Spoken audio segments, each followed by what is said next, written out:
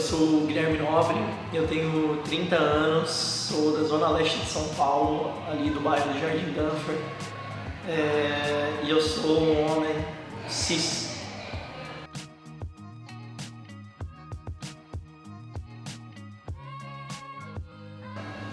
Bom, eu comecei atuando profissionalmente como intérprete criador, né, no grupo Zumbi Boys em 2012 para 2013 mais ou menos, e trabalhei com eles desse período, 2012 para 2013 até agosto desse ano, agosto de 2022. Eu atuei na maior parte do tempo como intérprete criador nesses 9 anos de companhia. Mas nesse último ano, né, esse último semestre que eu fiquei com eles, eu atuei como um assistente de direção no projeto de fomento e circulei um pouco também ali como ensaiador, provocador cênico também com a Ed. Então eu circulei um pouco transitei, né, eu acho, um pouco nessas funções ali, mas na grande maior parte do tempo como intérprete criador. Isso na companhia, né, no grupo Zumbi Boys, isso lá, né? E aí agora em outros grupos, vamos ver, eu dancei durante 1 ou 2 anos no núcleo Mercearia de Ideias, da direção do Luiz Fernando Bongiovanni. Trabalhei com eles de 2018 a 2020, se eu não me engano, acho que foram 2 anos, não tenho certeza.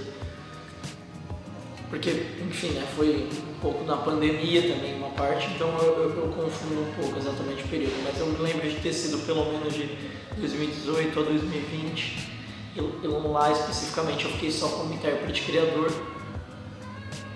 Nesses 2 anos eu fiz alguns outros trabalhos, participei de alguns outros trabalhos mais soltos em alguns outros grupos, como por exemplo no GRUA, né, Gentlemen de Rua.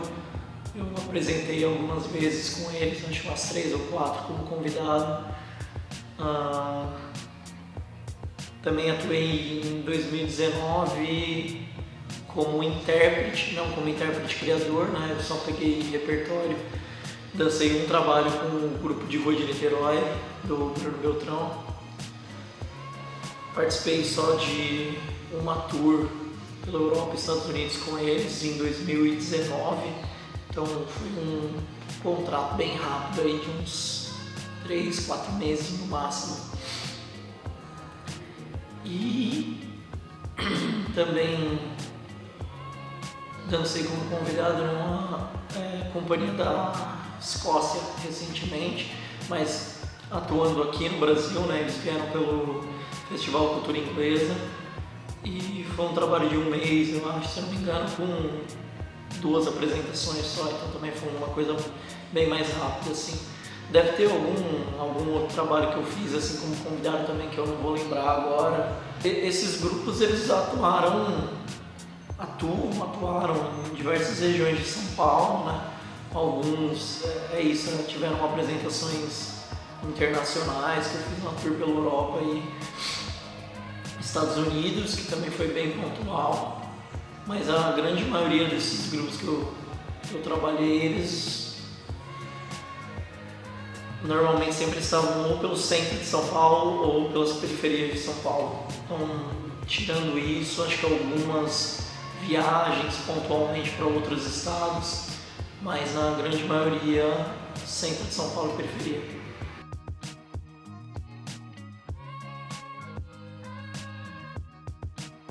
Eu comecei a dançar break, eu acho que em 2005, 2006, mais ou menos, quando começou a ter mais coisa de break na internet, quando a banda larga chegou mais acessível no caso das pessoas e tal. E aí tinha mais acesso para conseguir ver esses vídeos, então aí comecei a rolar na casa de alguém, no quintal de alguém, na garagem de alguém, para começar a treinar os movimentos que a gente conseguia ver de campeonato. E aí a partir daí eu comecei a procurar alguns lugares que a galera se encontrava para praticar essa dança.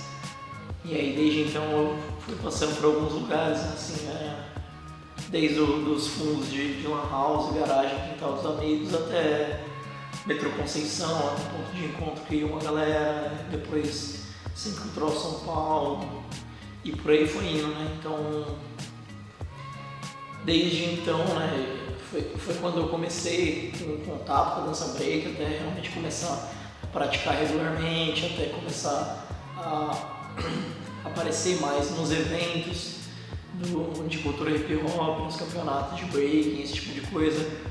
E até chegar onde eu estou mais focado em dança cênica, pesquisa de movimento.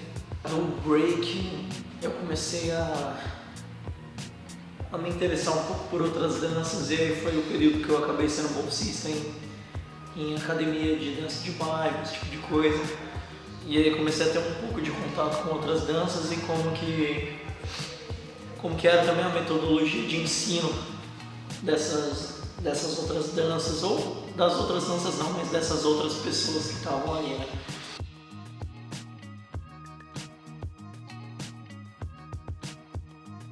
Comecei a me interessar por outras técnicas e como que a galera ensinava, e comecei a querer fazer a aula de outras coisas com outras pessoas. E aí no meio disso tudo, uma questão de estar praticando outras danças, estar praticando breaking e tendo que lidar também com escolhas da vida adulta, né? Então eu tinha que trabalhar e tudo mais. Eu resolvi largar um dos últimos empregos que eu tive, o último emprego que eu tive na realidade de carteira assinada, para realmente procurar algum curso de profissionalização, algum curso de formação em dança no geral. E aí foi quando eu me inscrevi para fazer um curso de iniciação em dança, e aí eu tive contato com dança contemporânea pela primeira vez, assim, num lugar mais de formação e mais distante desse lugar que é aula em academia de bairro, né? Porque são profundidades diferentes, são objetivos diferentes, né, na realidade. Então, ali nesse outro lugar tinha um intuito mais de dar uma espécie de formação para as pessoas, para os jovens que estavam ali, e conhecer um pouco mais sobre o pensamento de dança contemporânea e não estética de dança contemporânea.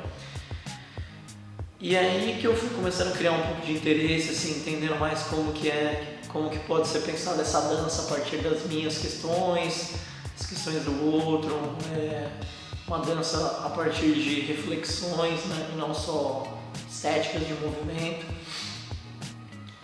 E aí, daí eu comecei a conhecer pessoas, ter contato com outros saberes, e aí que eu fiquei sabendo do curso oferecido pelo Núcleo Luz. Foi o mesmo período que eu entrei também na ETEC de Artes, e desde então começou a ser um interesse assim meu também, um pouco essa questão da dança cênica, não só da dança contemporânea também, mas da pesquisa de movimento, pesquisa em movimento, e começar a pensar um pouco mais na dança de uma maneira geral, não vinculado especificamente a uma técnica, né? Então eu comento com as pessoas às vezes quando elas me perguntam, né, que dança é essa que eu penso. Acho que tem uma coisa a minha matriz de movimentos, né? Ela vem muito forte da dança break, mas começou a ir para outros lugares. Então não é como se hoje em dia eu me interessasse por levar o break ou a dança break para a cena. Acho que isso não é um interesse meu. É simplesmente como que eu vou pesquisando o movimento e trazendo as minhas reflexões para o movimento, para a cena, para a arte, por onde eu quiser, né?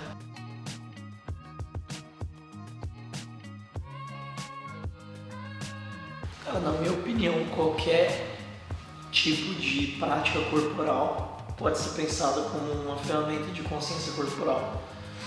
Então, por isso que pra mim sempre caiu por terra assim, essa questão de o balé é a base de tudo, que também já é um discurso velho pra caramba, né? Mas ainda, por 2022, e ainda tem gente que usa e acredita muito nisso. Então, qualquer tipo de prática de movimento pode ser uma ferramenta de consciência corporal, tá ligado? Basquete, tênis, corrida, sabe? Pilates. E aí das danças a mesma coisa, né? A dança pra mim ela não é um movimento exclusivo que trabalha a consciência corporal, né? Então a questão é como que a gente consegue pensar na nossa prática de movimento, sendo ela artística ou não, mas aí a gente está falando de consciência corporal, a gente não está falando de presença cênica, por exemplo, né? Então estamos falando especificamente de consciência corporal, né? Como que a gente lida com esse corpo, como que a gente vive com esse corpo, que tipo de noção que eu tenho, né, com a minha própria percepção em relação a esse corpo que eu habito, né? Esse corpo que eu vivo, né, que eu habito. Então, como que a gente pega a nossa prática de movimento, a nossa técnica de dança, o nosso estilo de dança, seja qual o nome que a gente vai colocar, e a gente vai traçar relações assim que são mais importantes do que a estética, que a técnica, que a prática em X, que ela apresenta, né, que ela oferece. Então a questão é o que essa estética traz enquanto ferramenta de autoconhecimento, de autopercepção em relação ao corpo ali, né? Então a dança break pode ser, assim como qualquer outra dança assim como ela não é melhor ou pior do que o balé sendo colocado como a base de tudo, assim como não vai ser melhor ou pior do que o pilates, yoga ou qualquer outra coisa. Então vai muito mais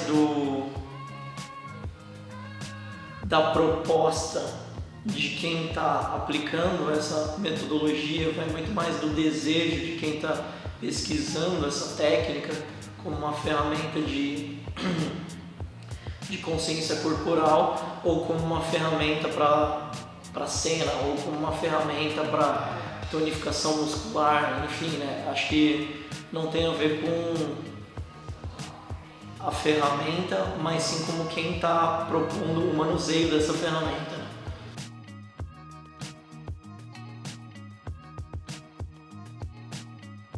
Eu acredito que qualquer elemento pode ser utilizado para uma pesquisa cênica, né? Acho que quando a gente está falando de levar para a cena,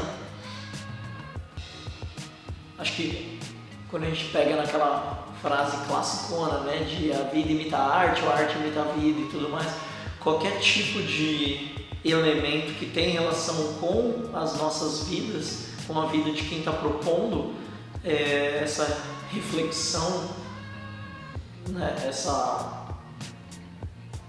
esse contexto para levar para a cena, qualquer tipo de elemento vai poder ser muito bem utilizado.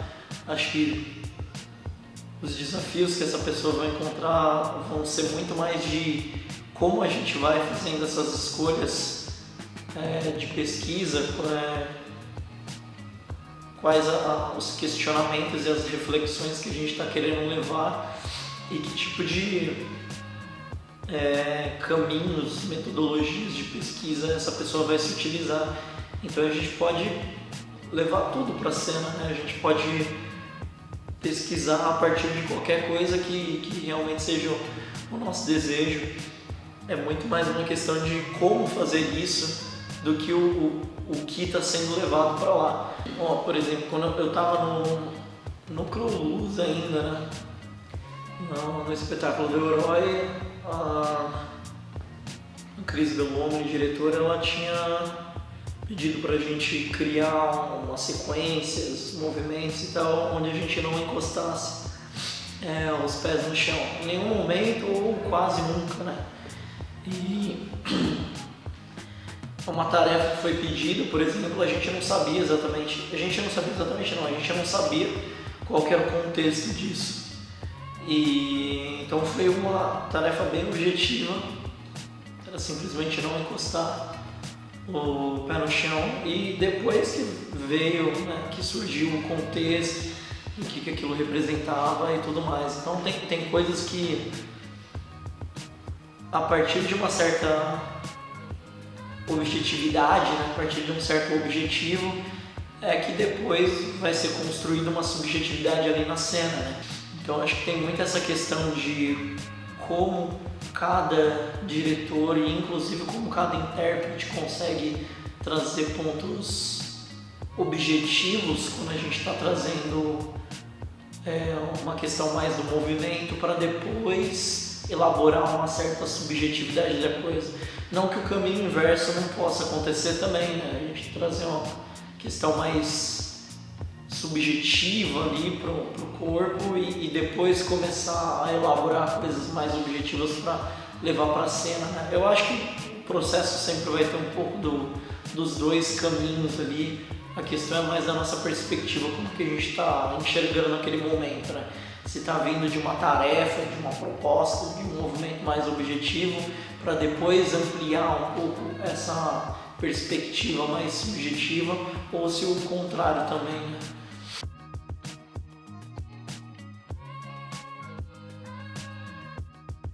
Atualmente o meu trabalho está muito mais voltado para um viés mais técnico, para um viés mais do entendimento assim, do movimento. Então tem uma certa especificidade assim, que eu venho pesquisando, e aí como que isso também vai dialogando com o meu trabalho em outros lugares, né? Então atualmente eu estou dando aula na Escola Livre de Dança lá em Santo André, e aí eu tenho uma turma de melhor idade, né? E uma turma de adolescentes.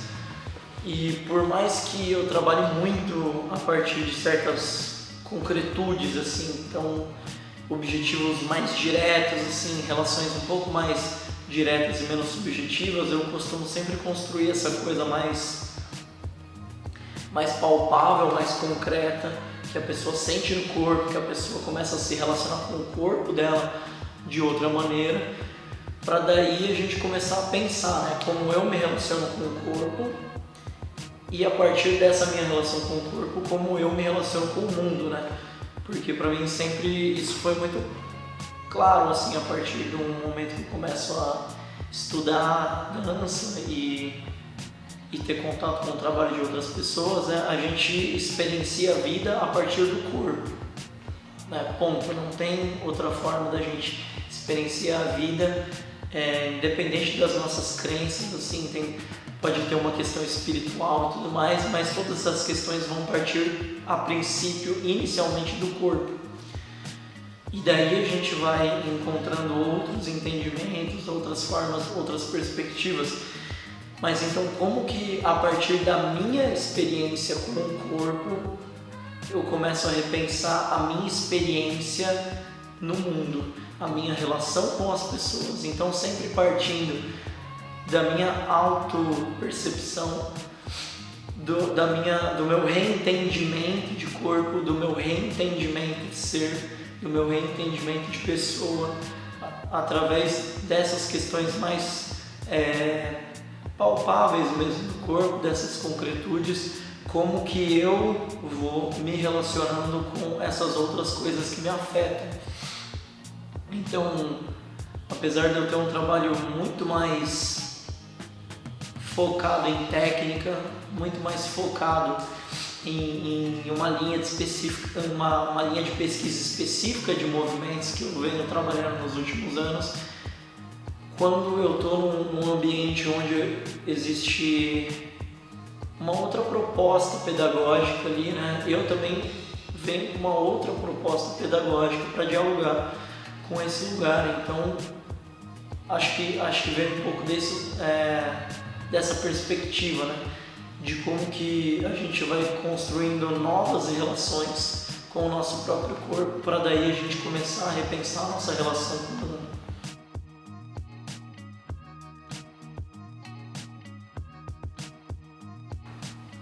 Falando sobre a minha experiência, né, da minha perspectiva, do que eu vivenciei, do que eu vi.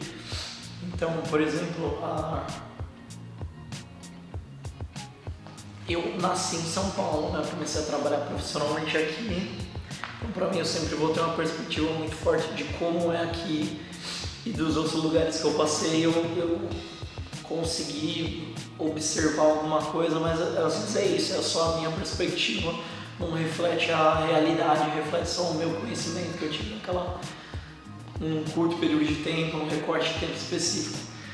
Mas aqui de São Paulo é isso, não é novidade que boa parte de quando a gente fala do mercado da dança, né, tipo, a possibilidade de viver de dança e tudo mais,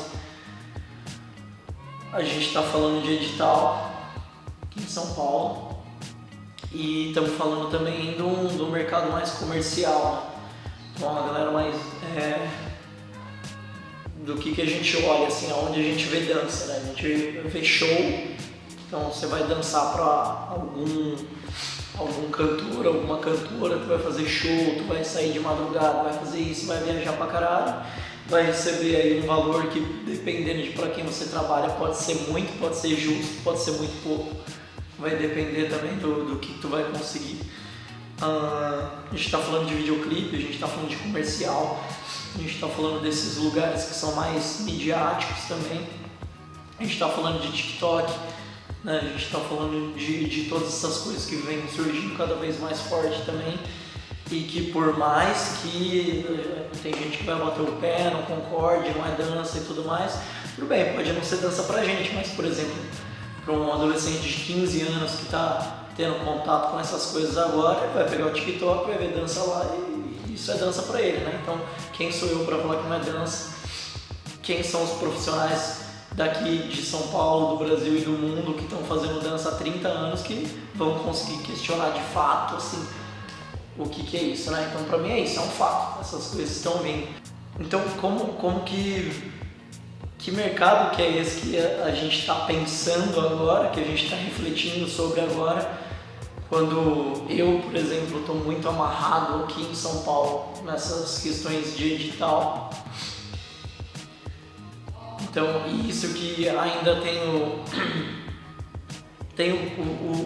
talvez o privilégio, não sei, né, ou a sorte de ser artista em São Paulo.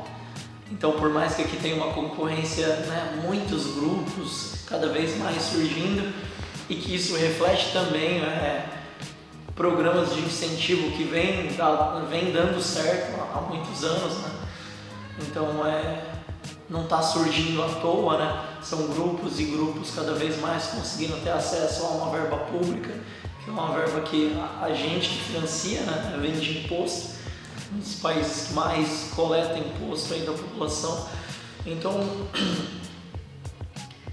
quando a gente pensa em que mercado que é esse que a gente tem, né, que mercado que é esse que a gente tem aqui, né, e como que isso se diferencia de outros lugares também. Então, da rápida experiência que eu tive dançando em outros países, né, eu via que uma coisa que era muito diferente era aqui a gente fala muito do público da dança, né? Isso no meio, né, que eu estou inserido, né? Então na cena independente da dança, público da dança, né? Porque é isso, quem vai me assistir quando eu estou apresentando em algum lugar, tudo mais, normalmente é um público que consome isso, que é um público que trabalha com isso, é um público que estuda isso, então acaba tendo essa identificação que é o público da dança, né?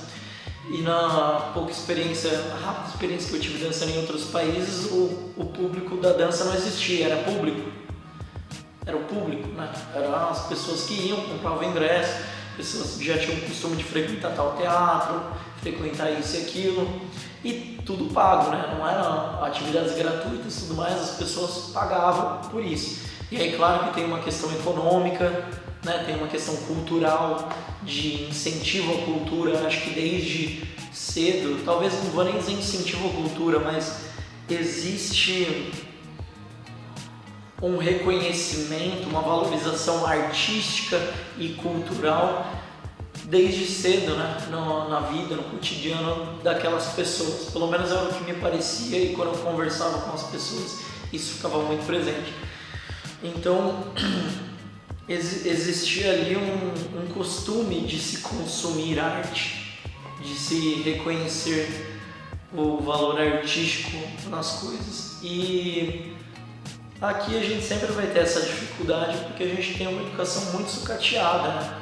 A gente tem um projeto de educação para realmente acabar com o senso crítico e reflexivo das pessoas e que quando não tem uma valorização de senso crítico e reflexivo, quando não se tem um intuito no projeto de educação de construir um ser crítico e reflexivo, isso vai se refletir na valorização artística das coisas. Então é comum que não se valorize a arte nesse aspecto mais crítico e reflexivo e se valorize, por exemplo, um Rock in Rio que acabou de acontecer com um ingresso de 500, 600 reais e que as pessoas vão fazer um super corre ali para trabalhar, conseguir ter o ingresso e ir. E não estou falando que todo mundo tem acesso a isso também, mas estou querendo dizer que é muito mais comum para essas pessoas pagar um ingresso de 500 reais que elas vão aproveitar vários shows mega produzidos do que você pegar um ônibus, pegar um metrô e ir para um teatro assistir um espetáculo de graça, porque é um outro tipo de atividade ali.